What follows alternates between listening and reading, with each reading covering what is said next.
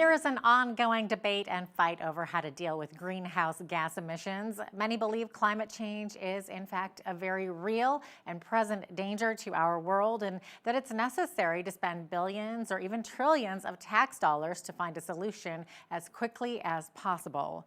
Yet there are others who think we're being somewhat alarmists, believing there's a more reasonable point of view. Joining us today from Memphis, Tennessee is Dr. Beisner. He is president of Cornwall Alliance, a conservative Christian public policy group, and the co-editor of a book called Climate and Energy, The Case for Realism. Welcome to Bridge City News, Dr. Beisner. Great to have you on today. Thank you, Jeanette. Great to be back with you. Awesome. Okay, so maybe first off, can you give us a brief overview of your book and what your background is, for that matter? Sure. All right. Well, I'll minimize my background. Okay. You said I'm president of the Cornwall Alliance for the Stewardship of Creation. That should be about enough there. We're at cornwallalliance.org. The book is a collection of 16 chapters by actually 16 different authors. 9 are climate scientists. A couple of those climate scientists are also economists. Several are energy engineers or energy management specialists, and a couple of them are development specialists. And so we've tried to bring together all those different perspectives, all those different areas of expertise, so to speak, to do a book that really tries to argue for, going down the middle of the road, which I guess means you're going to get hit by both sides, right? But people tend to think that you have to choose between two perspectives on climate change.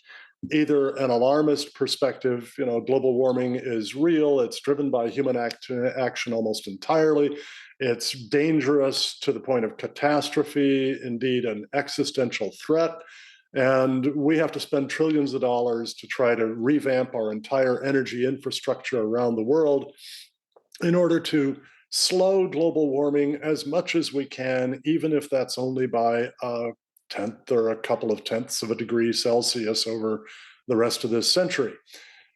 And then on the other end of the spectrum, at the other extreme, is the climate change denialist position, which says, no, climate isn't changing, global warming isn't real, human activity couldn't contribute to that even if it were real, we don't have to do anything at all, and frankly, it's only the commies who are pushing this thing, right? And so you've got the denialists and you've got the alarmists on opposite extremes. We've tried to take what is reflected in the title of our book, a realistic position, Climate and Energy, the Case for Realism. And in our perspective, yes, anthropogenic, that is human-induced global warming is real, but it's unlikely to become catastrophic or even significantly problematic. Indeed, the benefits of it may very well outweigh the costs. This warming could also, by the way, but won't necessarily, be moderated, prevented, or even reversed by a new natural cycle of either warming that would increase it or cooling that would decrease it or reverse it. We don't know, because we don't know exactly when these natural cycles are going to line up to do that, but we do know that they've occurred over and over throughout geologic history. And then the next point is that the cost-benefit ratio of adapting to whatever changes in climate come about is far better than the cost-benefit ratio of attempting to control global average temperature by reducing our use of fossil fuels and reducing our farming and the use of nitrous fertilizers in farming and so on.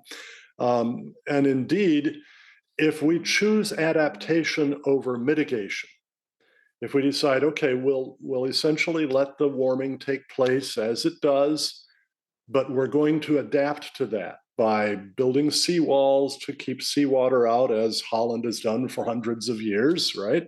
Or by improving our electric grids so that more and more people can have air conditioning for their homes, and so on.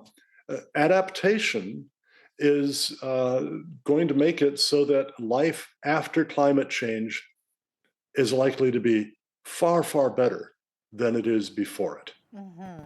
And yet here we sit with this ongoing debate or even a fight about how to deal with these greenhouse gas emissions. And of course, people are saying follow the science, but anyone who disagrees with the current narrative held by most politicians and universities seems to get canceled. So is it unreasonable to question the science behind this? And if so, then why? You said that you had a number of scientists contribute to the book that you wrote, right? We have 9 climate scientists contributed to the book, including some of the world's top climate scientists, all of them heavily published in the peer-reviewed literature. So this is not, a science denialist effort by any means. And the notion of questioning science is not unscientific. It is the very heart of science. As a Christian, I recognize the contribution of Christianity to the development of scientific method itself. We can actually tie it back to a single verse in 1 Thessalonians 5:21. The Apostle Paul wrote, "Test all things, hold fast what is good." Well, that's the essence of scientific method. And so for somebody to say, well, there's a consensus and therefore we must all just trust the science is very unscientific. And instead, what we find is that empirical investigation constantly needs to correct our errors in hypothesis and theory and expectation. You can go back to the Nobel Prize-winning physicist Richard Feynman and his famous clip available on YouTube also all over the place on the key to science. He says, when we try to figure out how something in nature works, first we guess, then we make some predictions based on what would happen if the guess were true. Then we make observations in the real world. And if the observations contradict the predictions, the guess is wrong, no matter what. That's science. Mm-hmm. Now, let me build just a little more on that, if I may. Sure. I have no problem with the massive scientific assessment reports that come out of the UN Intergovernmental Panel on Climate Change, because those are not alarmist. You'll never find catastrophe, crisis, existential threat, that sort of language in them. And they call for amounts of warming over the next century or two that are frankly well within our ability to adapt. And they tell us, actually, the 2018 special report on global warming of 1.5 degrees Celsius tells us that even if we did nothing to slow global warming, the impact of that warming by the end of the century would only reduce gross global domestic product by about 2.6%, which would mean that instead of being almost 9 times better off than they are now for average people around the world, people would only be about 8.5 times better off than they are now. That's not catastrophe. Okay, so I'm just curious then, because you have a number of scientists that contributed to your book. What's sort of their consensus? Because we hear this quote sort of floated around out there that there's 97% consensus on climate change in the scientific community. So where does this number come from and how accurate is it? Well, the number comes from, most famously, a study headed by John Cook at University of New South Wales, I think, in Australia. And the sad thing is that, frankly, that did a really, really lousy job of framing the issue, because if you actually pay careful attention at how it was framed, the best you can come up with for a 97% consensus is that global warming is real and human activity contributes to it. Now, I don't deny that. I don't know any climate realist who does deny that. I don't know any climate skeptic who denies that. All of the authors of our book would agree with that. Where you don't get consensus is when you go from there to, yes, and that warming driven by human activity is going to be overall dangerous, indeed catastrophic, even an existential threat to humanity and other life on Earth. We have to spend hundreds of trillions of dollars through the remainder of this century to try to reduce that warming. And that means we have to quit using fossil fuels and turn more and more to wind and solar. When you start bringing those things in, that so-called consensus just disappears. And as soon as you attach a price tag to any of this, for instance, polls in America will show that Americans generally think that climate change is a very serious problem. Ask them if they still think that when it will cost them as little as $1 a month extra for their electricity bills, and all of that disappears.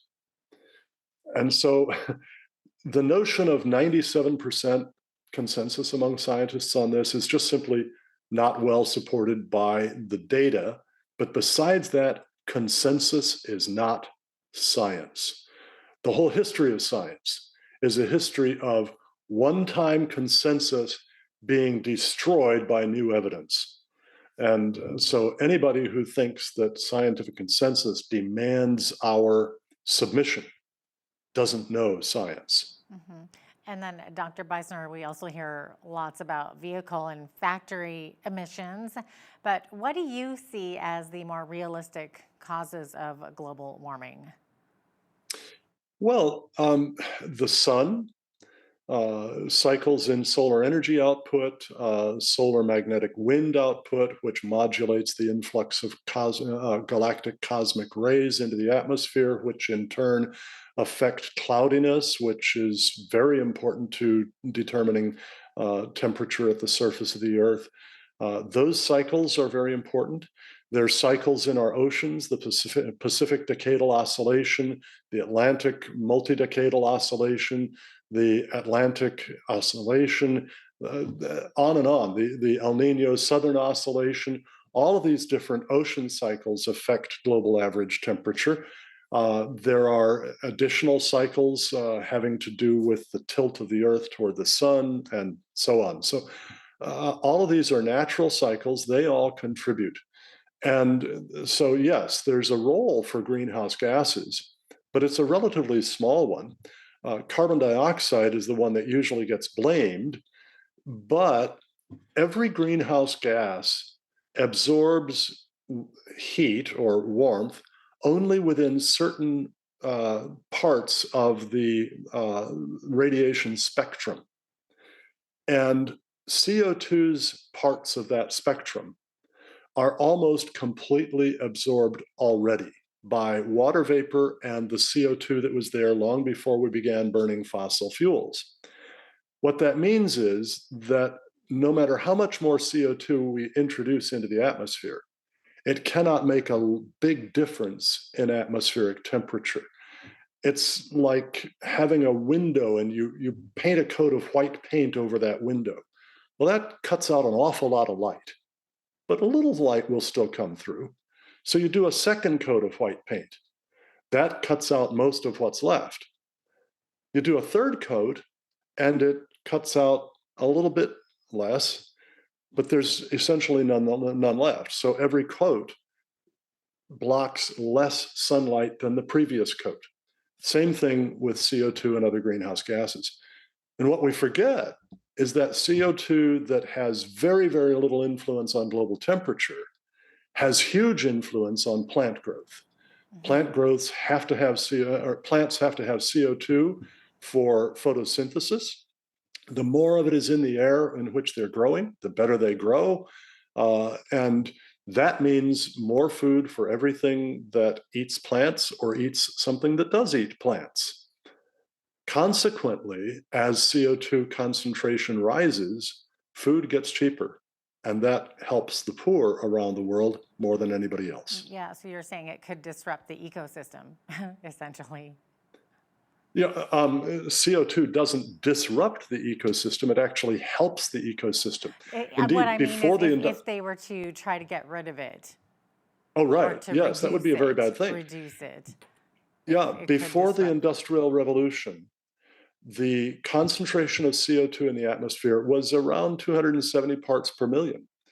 At about 200 parts per million, most plants have a much tougher time surviving at all. And at 170 parts per million, photosynthesis stops. All the plants die, and that means everything else dies.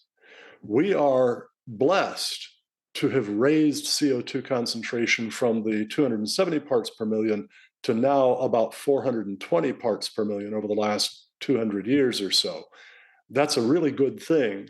And we could go on to double it a couple more times and not raise global temperature by more than a fraction of a degree and have much better growth of plants all around the world. We are out of time, but I do appreciate you being here with us today, Cal. Thanks so much. Well, Jeanette, thank you very much. And cornwallalliance.org is the place to go to get a copy, or you can, of course, get it at Amazon, places like that. There you go. Dr. Cal Beisner is the president of Cornwall Alliance and the co-editor of the book Climate and Energy, The Case for Realism, available at cornwallalliance.org.